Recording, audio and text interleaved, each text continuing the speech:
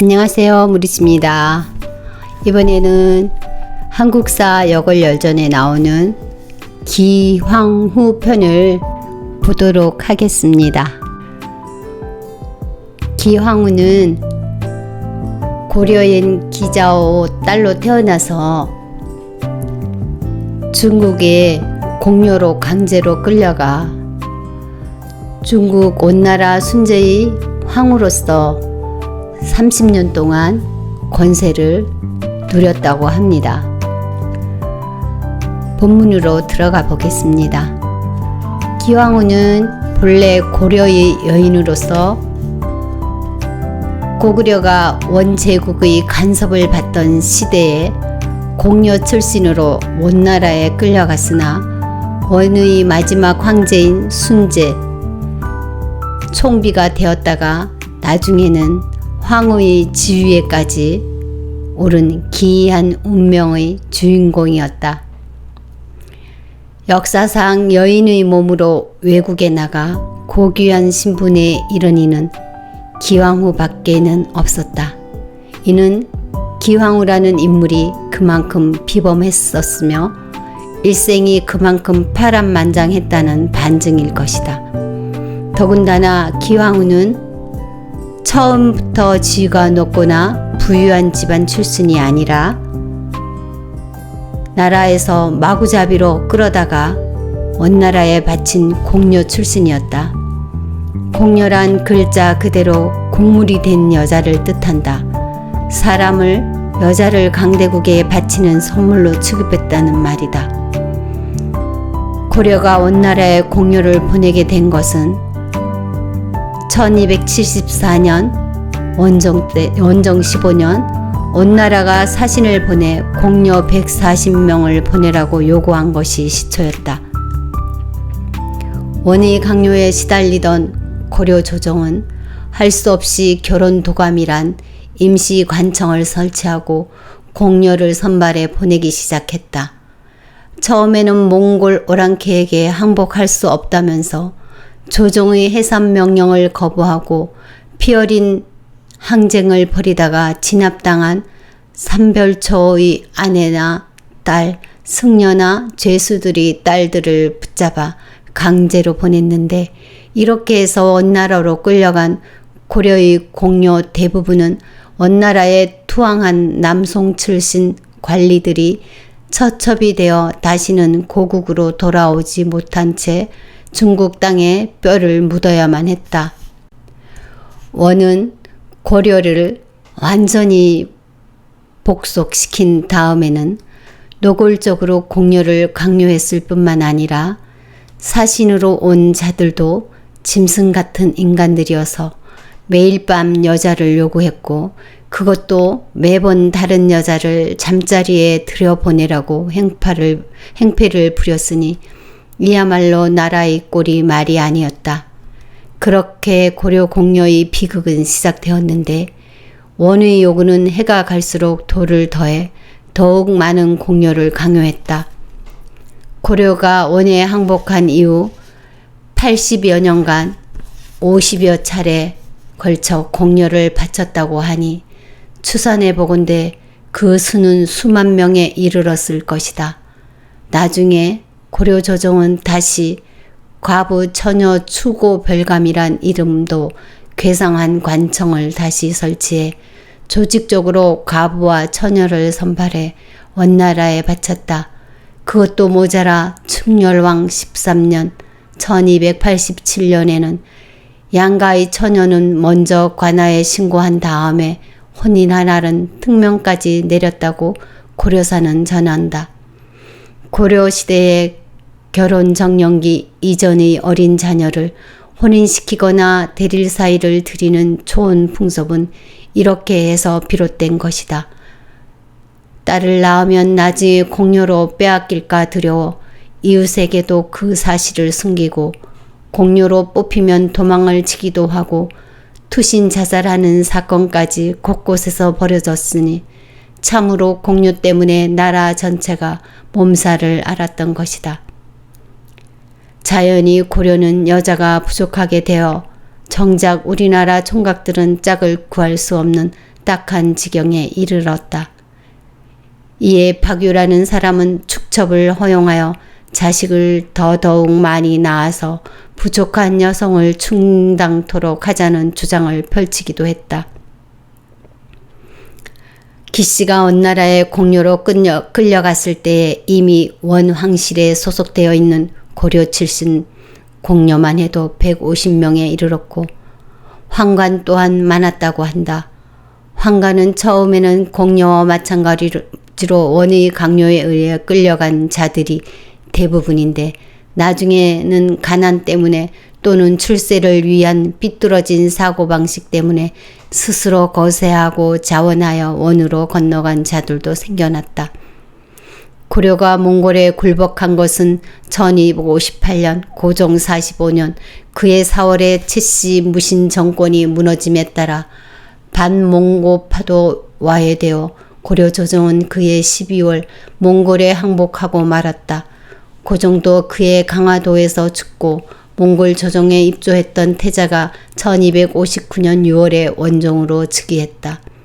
한때 진도를 거점으로 남해안 일대를 장악하며 기세를 올리던 삼별초의 항쟁도 1274년 2월 여몽연합군에 의해 전멸당하고 이로써 고려는 원제국으로 개명한 몽골의 실질적 식민지로 전락해버렸다. 1274년에 원나라는 매빙사를 보내 남편이 없는 부녀자 140명을 보내라고 요구했다. 이것이 공려의 시발점이었다. 조정은 결혼도감을 설치하여 가부와 역적의 처, 노비일 딸 등을 뽑아 원에 공료로 보내기 시작해 숱한 비극적 사연을 빚어내기에 이르렀던 것이다. 그해 1274년에는 원정이 죽고 원나라에 가 있던 태자 심이 뒤를 이었는데 그가 충렬왕이다. 충렬왕은 원세조 쿠빌라이의 사위였으므로 이때부터 고려는 원의 부마국이 되었고 원은 고려왕의 묘효에 조와 종을 못쓰게 하고 왕의 시호 앞에는 반드시 충자를 넣게 했다. 또한 임금은 자신을 가리켜 짐이라 하는 대신에 고라 부르도록 했고 신하도 임금을 폐하라고 부르는 대신 전하라고 부르도록 했다. 황제에 부르는 만세도 당연히 왕에게 하는 천세로 격화되었으며 태자의 호칭도 세자로 격화되었다. 그렇게 해서 대고구려를 이은 황제국 고려는 얼마 전까지만 해도 오랭캐라고 무시하던 몽골족의 나라 원의 식민지로 정락해버렸다. 뿐만 아니라 임금과 대신들부터 막장서에서 몽골식으로 변발하고 호복을 했으며 그것도 모자라 제 이름까지 몽골식으로 창씨 개명을 했다. 그러니까 우리나라 창씨 개명의 역사는 일제강점기보다 600년 전으로 거슬러 올라간 셈이다. 자랑스럽고 영광스러운 역사만 역사가 아니다. 지옥의 역사에도 후세에게 가르쳐야만 교훈을 얻을 수 있는 방법이다. 따라서 일본의 역사 교과서 왜곡을 규탄하는 것도 당연한 일이지만 우리나라 역사 교과서도 치욕의 역사를 감추거나 왜곡하지 말고 정확히 기술하는 것이 바람직할 것이다. 원사 호비열전은 기왕후에 대해 순제를 모시면서 비의 천성이 총명해 갈수록 총애를 받았다고 전한다. 순제는 원제국의 마지막 황제이다. 기씨는 본래 원의 경기도 오늘의 경기도 고양시에 해당하는 행주 사람 기자오의 막내딸로 축수왕 복위 1333년 4년 원순제 즉위 당년에 공료로 원나라에 건너갔다. 그리고 그해 12월에 고려 출신 환관 고용보의 청거에 힘입어 원황궁의 다과를 맡는 궁녀가 되었다. 당시 원제국의 수도는 지금 중국의 수도 북경으로 당시에는 대도라고 불렀다. 기씨를 발탁한 고용보는 몽골식 이름이 투만디르로서 황궁의 태후궁에 속한 희정원의 원서였다. 그런데 고려 출신 공녀가 원황궁의 궁녀로 들어간 일이 기씨가 처음은 아니었다. 일찍이 쿠빌라이의 총애를 받았던 이씨라는 여인도 있었고 인종 때에는 영비로 책봉된 달마홀도라는 고려 출신 여인도 있었다. 기씨가 궁녀로 들어갈 무렵 원황실은 골육 상생의 항위 계승 투쟁이 막 끝나고 불과 14세의 순제가 즉위한 지 얼마 되지 않았을 때 따라서 황궁은 유혈 권력 투쟁의 피비린내가 채 가시지 않고 있었다. 빼어난 용모 덕분인지 아니면 뛰어난 말솜씨 때문인지 기씨는 이내 순제의 눈에 들어 그의 마음을 사로잡고 곧이어 순제의 총애를 받게 되었다. 그런데 순제는 이미 장가를 들어 다나시리라는 황후가 있었다. 다나시리는 건신 에티무르의 딸이었고 에티무르는 1329년에 순제의 부왕인 명종을 암살하고 그의 아들인 순제를 귀양까지 보낸 인물이었다.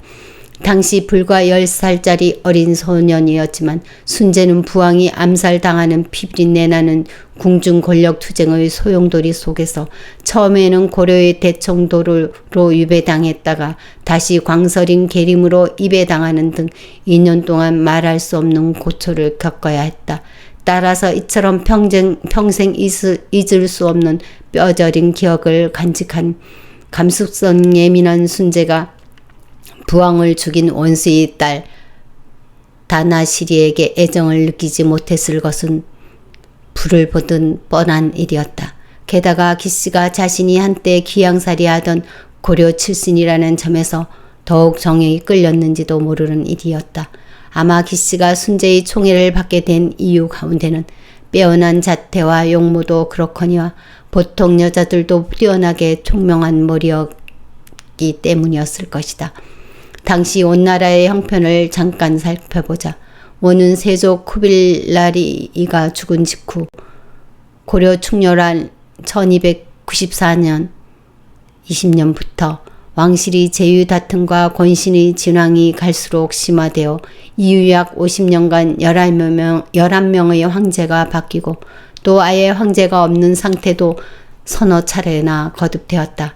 또한 백성은 각종 부역과 과중한 세금에 시달리는데 설상가상으로 해마다 천재지변에 따른 흉작이 되풀이되니 각지의 도둑이 들끓기 시작했고 이는 곧 밀란의 규모로 커졌다. 결국 원제국은 그렇게 해서 파산 상태에 이르고 멸망의 내리막길로 굴러떨어지기 시작했던 것이다. 1328년 7월에 태정제가 죽자 원제국은 또다시 혼란에 빠져들었다.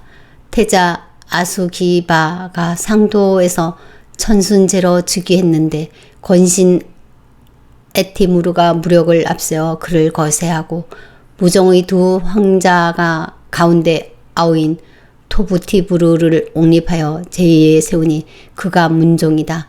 그러나 에티무르의 전횡에 불만을 품은 순제의 부왕 큐사라가 1329년 화림에서 자립하니 곧 명종이다. 이에 따라 원제국은 2명의 황제가 양립함으로써 두 쪽으로 갈라지게 되었다. 하지만 이 양립 상태는 문종이 형인 명종에게 제위를 양보하여 황유계승을 둘러싼 권력 투쟁은 일단락되는 듯했다. 그러나 이처럼 힘들게 제위를 차지한 명종이 암살당함으로써 전국은 다시 한 치 앞도 내다볼 수 없는 오리무중으로 빠져들게 되었다.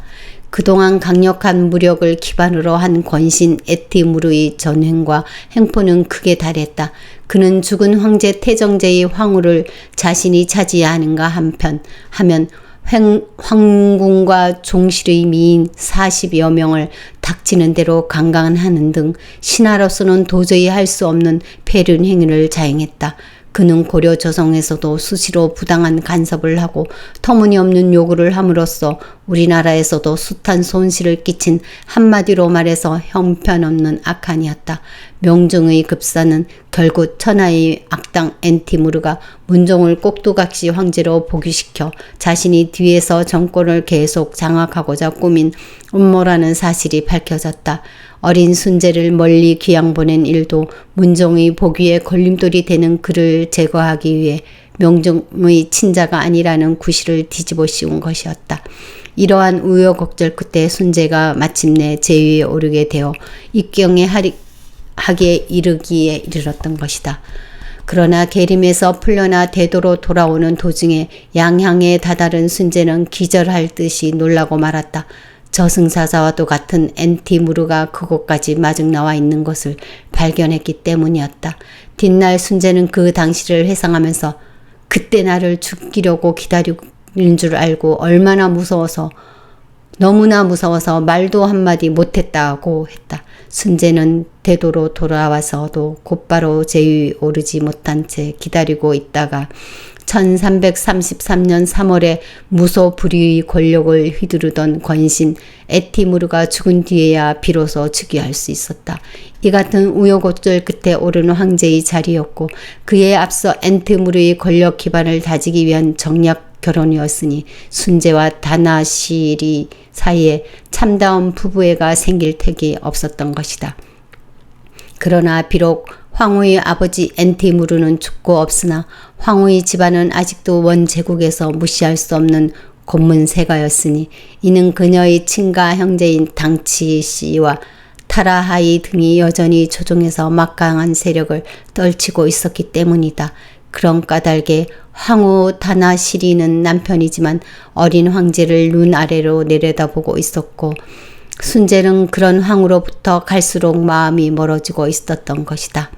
기씨가 순제의 눈에 띄어 그의 총애를 받게 된 것은 바로 그 무렵이었다. 황후 다나시리와 고려 출신의 궁녀 기씨는 어린 황제 순제를 사이에 두고 한치 양보도 없는 치열한 총애 다툼을 벌이기 시작했다. 황후와 궁녀의 싸움이라. 형세는 누가 보던 황후의 우세가 당연할 듯 했다. 그런데 참으로 기적 같은 일이 벌어져 기씨에게는 불리한 판도를 역전시킬 계기가 찾아왔다. 때는 순제 즉위 3년째 1335년 6월 순제를 폐위시키려는 음모가 발각되었는데 그 영모의 핵심 세력이 바로 황후의 친가로 밝혀졌던 것이다. 영모는 사전에 발각되어 이들 황후의 일가는 궁중에서 순제가 적극적으로 신임하던 대신 바인의 지위는 군사들에게 대부분 추살당하고 황후의 동생 타라하이는 용케도 도망쳐 누나인 황후 다나시리에게 목숨을 구걸했다. 황후는 동생의 목숨을 살려보고자 그를 용상 밑에 숨겨주고 황후의 옷자락으로 가려주었다. 그러나 급히 뒤쫓아온 바엔이 황제와 황후가 보는 앞에서 타라히를 끌어내어 칼탕을 쳐 죽여버렸다. 황후가 선열이 낭자한 옷자락을 꿇고 황제의 발밑에 끌어엎드려 목숨을 애걸었다. 그런 모습을 내려다보고 있던 순제의 입에서 뜻밖에도 이런 말이 떨어졌다. 너희 형제가 영모를 꾸몄는데 난들 어쩌란 말이냐. 결국 다나시리는 황후 자리에서 쫓겨나 민가에 유폐당했다가 그 이듬해 7월에 바엔에게 독살당하고 말았다. 이렇게 제1황후가 세상에서 사라져버리자 16세의 황제는 총애하는 기씨를 황후 자리에 앉히려고 했다. 하지만 원제국은 건국 이래 황후는 몽골족의 명문인 옹기라트 집안의 여자를 맞아들이는 것이 불문율처럼 되어 있었다. 엔티무르에 이어 새로운 권력자가 된 바엔도 그 일에 극력 반대하고 나섰다. 더군다나 바엔 자신이 옹기라트 가문 출신이었던 것이다. 권신 바엔의 반대를 무릅쓰고 자신의 뜻대로 기씨를 황후로 책봉할 수 없었던 순제는 할 수 없이 옹기라트 가문 출신의 바엔 후두를 새 황후로 맞아들여야만 했다.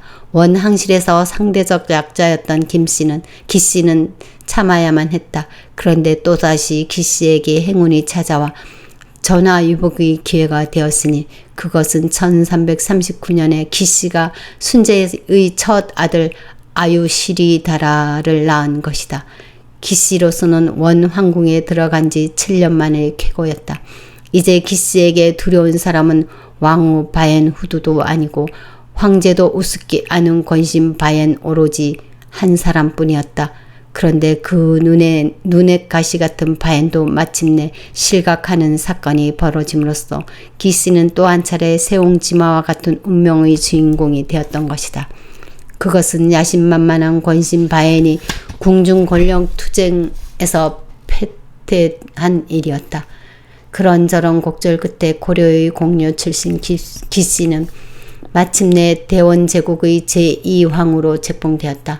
1340년 4월 고려에서는 충해왕 복위 원년이었고 이런 사실을 알게 된 조정은 3월에 기왕의 오라비 기철을 성절 축하사로 삼아 원나라에 보냈다.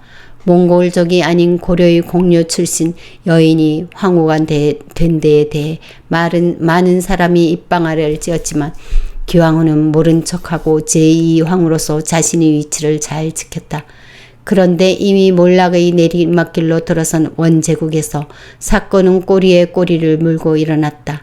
기씨가 제2황후로 책봉된 지 4개월 뒤인 그의 8월에 순제가 숙부 문정의 부인 부다시리 태왕태우와 종제 엔티쿠스의 황궁에서 축출해버린 것이다.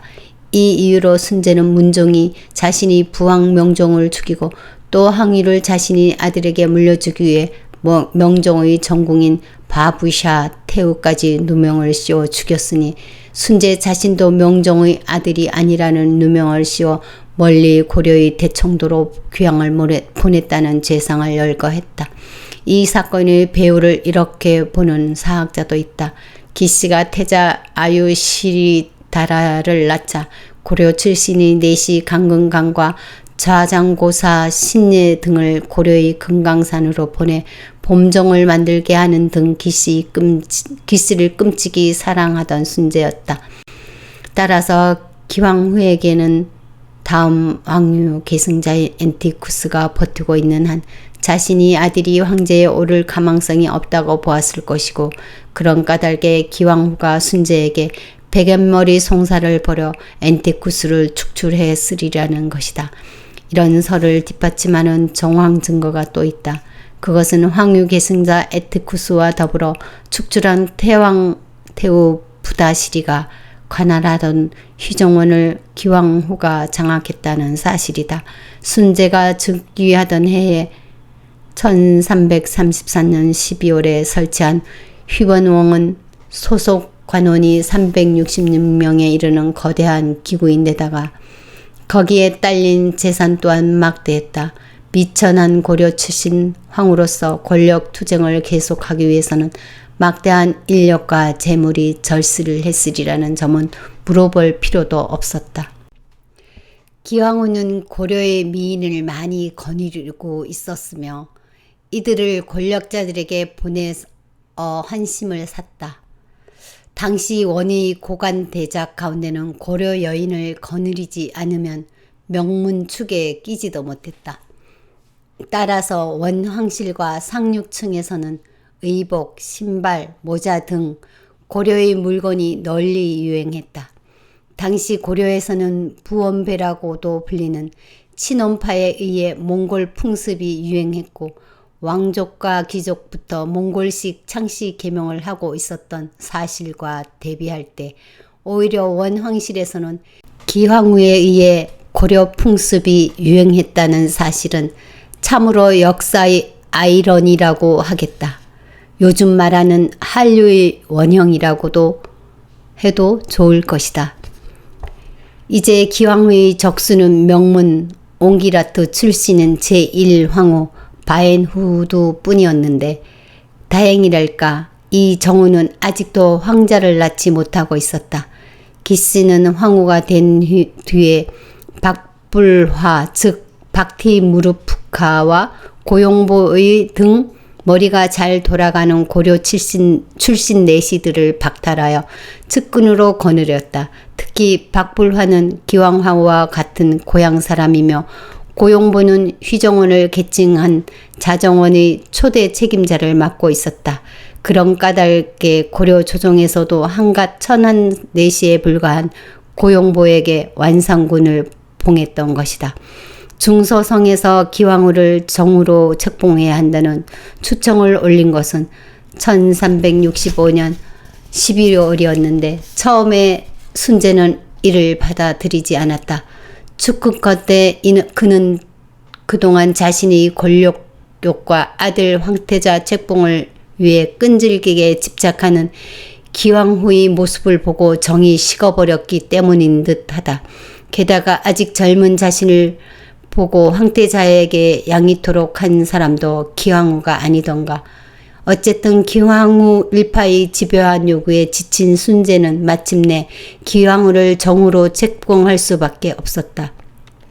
기왕후의 몽골식 이름은 완전후두, 기왕후를 핵심으로 한 이른바 자정원당으로 불린 고려 출신 공녀와 내시들에 의해 원제국의 몰락이 가속화된 사실을 두고 볼 때 이 또한 전에 몽골족이 수십 년간 고려 천지를 쑥대밭으로 만들었던 죄악에 의한 인과응보라고 해석한다면 지나친 비약일까? 고려 출신 왕후의 고려 출신 내시들에 의해 제국의 황실이 장악된 자 되자 본래 주인이라고 할 수 있는 몽골 귀족들의 위기감에 따른 견제심이라는 어쩌면 자연스러운 것이었다. 감찰여사 이필이라는 사람은 순제에게 이런 상소문을 올리기도 했다.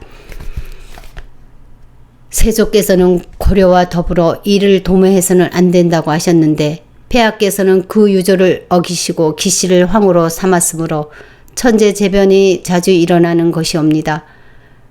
이는 모두 음이 성하고 양이 쇠한 형상이오니 청컨대 기왕후를 비로 강등하시옵소서. 하지만 쿠빌라이가 고려인을 멀리하라고 했다는 말은 기록에 나오지 않으므로 음양룡까지 동원한 이필의 이 상주문은 고려인들이 정권을 좌우하는 것에 대해 시기심에 비롯된 것으로 해석할 수밖에 없다. 세월 따라 역사는 흘러갔다. 내시 출신으로 기왕후의 측근으로 원제국의 권신이 된 고용부는 기왕후의 비위를 거슬러 본국인 고려의 합천 해인사로 도망쳐 숨어있다가 공민한 1366년에 사형당했다.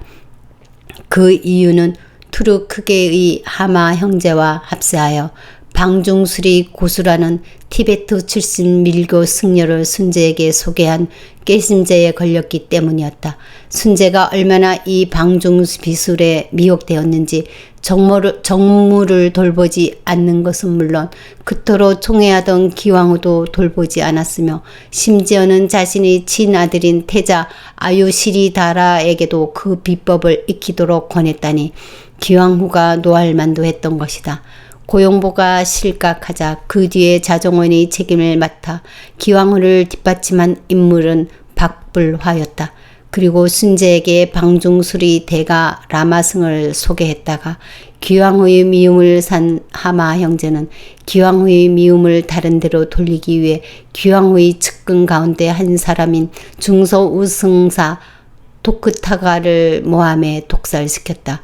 그리고 그것으로도 모자라 기왕후의 비유를 맞추기 위해 황제 순제로 하여금 기왕후의 소쟁인 태자 아유시리다라에게 선양토록 공작을 꾸몄다.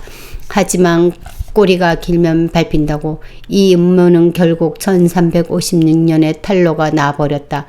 격분한 순제가 이렇게 소리쳤다. 짐의 머리가 아직도 검고 치아도 튼튼한데 선위가 무슨 얼어 죽을 놈의 선위냔 말이야. 하마 형제는 귀양지로 가는 도중에 암살당하고 말았다. 그런데 이 같은 원황실이 정치적 문란과 더불어 원제국의 몰락을 가속화시키는 사태가 중국 대륙 곳곳에서 줄을 잇다시피 했다. 그 가운데 가장 큰 세력은 그동안 몽골족에서 죽어 지내던 한족의 봉기였다. 특히 금능을 본거지로 봉기한 주원장은 1364년 오왕을 자칭하고 자립한 데에 이어 1368년 마침내 황제에 올라 국호를 명이라 선포하고 양자강연 안에서 점차 세력권을 북쪽으로 넓히고 있었다. 기왕후의 측근 박불화가 동지 추밀원사라는 직책으로 원제국의 군사통솔 권을 장악한 것은 그보다 얼마 전이었으며 고려 출신 인사들이 국고를 좌우하자 몽골 귀족들도 누구나 제국의 장래를 걱정했다. 기왕후와 그녀의 고국인 고구려와의 관계를 살펴보자. 충숙왕의 둘째 아들이며 충해왕의 동복 아우인 공민왕이 즉위하던 1352년을 전후한 고려의 형편은 어떠했던가. 기왕후의 몰락은 고국인 고려의 공민왕과의 적대 관계에서 비롯되었다고 해도 틀린 말이 아니다. 비록 공료 출신이지만 기왕후가 원제국의 황후가 되자 누이가 끌려갈 때에는 찍소리도 못하던 그녀의 오라비와 동생들이 저마다 경사가 났다면서 덩실덩실 춤추며 나서게 되었다. 충해왕이 기씨 황후 책봉 직전에 그녀의 오라비 기철을 성절사로 책봉하여 원에 보냈다는 이야기는 앞서 했고, 그 이후 기왕후가 권력투쟁에서 성공하여 황제의 버금가는 권세를 누리자 고려 조정도 친원파가 득세하는 세상이 되었던 것이다. 그런데 친원파도 인맥이 두 파로 갈라져 서로 잘났다고 선열이 흥건한 권력투쟁을 벌였으니 참으로 한심했다. 기왕후의 친정 가족인 기식, 기철, 기원, 기주, 기륜 형제들은 모두 고려와 원에서 득세하여 친원파의 앞장을 섰다. 특히 기철은 충혈왕 때의 성절사로 원에 간 뒤 정동행성 감치정사라는 벼슬을 얻어 고려에 돌아와 덕원부원군이라는 봉자까지 받으며 세도를 과시했고, 그의 아우 기원은 원에서 한림박사 벼슬을 받고 고려에서는 덕양군이라는 봉장을 받는 등 거침없는 칠세 가도를 달렸던 것이다. 게다가 누이가 원제국의 황후라는 이유로 임금 앞에서 칭신도 하지 않는 등 아나무인하고 방잔 자태를 보이자 마침내 그 자신 노국대장공주를 아내로 맞은 원항실의 사위였던 공민왕으로부터 숙청을 당하기에 이르렀던 것이다. 또 하나 친원파의 우두머리인 조일신이었다. 그는 공민왕이 원에 가 있을 때 그의 시종으로 보필한 공로를 믿고 귀국 후 횡포를 일삼았으며, 또한 원의 재류시 사기였던 원나라 사대부들이 원에 등에었고, 기철 형제와는 사사건건 반목질시하면서 또 다른 친원파를 형성하고 있었다. 양파의 발목은 결국 유혈 충돌로 폭발했는데 선수를 친 쪽은 조일신파였다. 공민한 원년 6월에 조일신은 거사를 일으켰지만 기원만 죽였을 뿐 기철 등 나머지 형제들은 놓치고 말았다. 조일신은 공민왕을 위협하여 옥새를 빼앗고 스스로 좌성승이라는 감투를 뒤집어쓰고 제멋대로 벼슬을 내리는 등 아나무인을 행포를 일삼았다. 그러다 참지 못한 공민왕과 대신들에 의해 참살당하고 말았다. 그러자 공민왕의 반원 정책의 위기를 느낀 기철 일당은 공민왕을 폐위시킬 역모를 꾸몄다. 기철의 동조자로는 딸을 각각 원나라 황태자와 태자비로 바치고, 태가민이 지편전 학산이 하는 벼슬을 얻은 건경과 노책이라는 자였다. 하지만 기철 일당 또한 공민왕의 덫에 걸리고 말았다. 이미 조일신파를 숙청한 공민왕이 칼을 빼든 김에 친원파를 깨끗이 쓸어버리고 작정하고 선수를 쳐서 기철 일당을 모조리 죽여 없앴던 것이다. 그때가 공민왕 5년 1356년이었다. 이로써 기왕후의 위세를 등에 업고 고려에서 호가호위하던 기철 일당은 완전히 박멸되어 버렸다. 이 소식을 들은 기왕후가 분노했을 것은 뻔했다. 그러나 고구려의 국군이 기울기 시작한 것도 공민왕 때부터였고, 그 원인 가운데 중요한 것으로 흥건적과 왜구의 잦은 침범을 들 수 있었다. 북쪽에서 흥건적이 남쪽에서 왜구가 걸핏하면 쳐들어오니 견딜 수가 없었다. 백성들은 말할 나이도 없고 공민왕 자신과 왕족 대신들도 수차나 도성인 계경을 빼앗긴 채 피난을 가야만 했다. 이때 큰 공을 세우며 조정의 중심을 두각으로 나타낸 이가 최영 장군이요, 그 다음이 이성계 등이었다. 내의외한을 쉴 새 없었다. 밖으로는 흥건적과 왜구에게 시달리는데 안으로는 또 김용의 반역 사건이 일어났으니 공민왕 11년 1362년이었다. 또 기왕의 사주를 받은 제위의 역모 사건도 일어났다. 오라비, 기철 등이 모조리 주살당하자 원한이 사무친 기왕후는 태자를 불러 그만큼 장성했는데도 어찌 이 어미의 원수를 갚아주지 않느냐고 원망 섞인 하소연을 했다. 기왕후는 본국에서 김용이 군권을 장악하자 자신의 신복인 최유를 시켜 김용과 합사하여 공민왕을 폐위시키라는 지시를 내렸다. 기왕후는 황제를 움직여 원에 와 있던 충숙왕의 아우여 충선왕의 셋째 아들인 덕훈군을 새 고려왕으로 책봉하고 군사 1만을 딸려 고려로 보냈다. 공민왕 13년 1364년 정월이었다. 덕훈군이 고려왕으로 책봉되자 김용과 최유는 저희 멋대로 판삼사산이 좌성승인이 하는 벼슬을 스스로 뒤집어 쓰고 조국인 고려로 쳐들어갔으나 역적들이 야유군 최용과 이성계가 이끼는 용감한 고구려군에 의해 여지없이 분쇄되고 말았다. 공민왕 폐위가 실패로 돌아가자 원나라도 더 이상 고려와의 불화를 원치 않았다. 그러고 싶어도 국력이 미치지 못했던 것이다. 그래서 사신을 보내 공민왕의 보기를 승인하는 한편 원으로 달아났던 역적 최유를 잡아 고려로 보내고 덕훈군은 멀리 귀양 보내고 말았다. 칼로 흥한 자는 칼로 망한다는 말이 있지만 몽골족은 초원에서 일어나 초원에서 망했다.